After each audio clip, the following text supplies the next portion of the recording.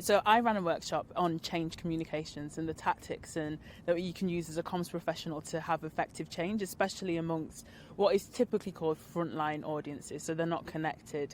And the one thing that I would say to anyone about change communications with that audiences in particular is remember they're not just one audience, it's multiple audiences, and your solution is simple. Just think of the outcomes that you want, what are the tactics you're going to use, and what barriers have you got to overcome. You don't need to worry about all the complicated change models that exist. Just think of those three things and remember that your audience is lots of different subsets and you'll be good. My top 3 tips would be to think about your audience first, then define your outcomes, and then establish what are the tactics you're going to use and the barriers that you've got to overcome.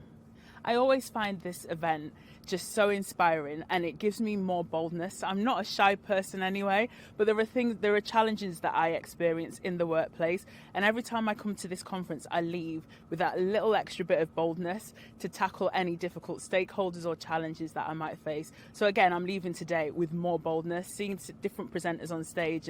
Sam McAllister was the one that stood out for me and just how she was authentically herself, and that gave me like a bit more permission to just go out there and be myself as well. I was speaking to one of the delegates before and we were talking about Advita and just how amazing it is that she puts on this conference every year. And I think this conference is the embodiment of Advita. If Advita was in conference form, this would be it. It's just bringing everyone together, allowing everyone to be themselves and feel comfortable in an environment. And you genuinely feel like you belong when you're in the space that Advita's created.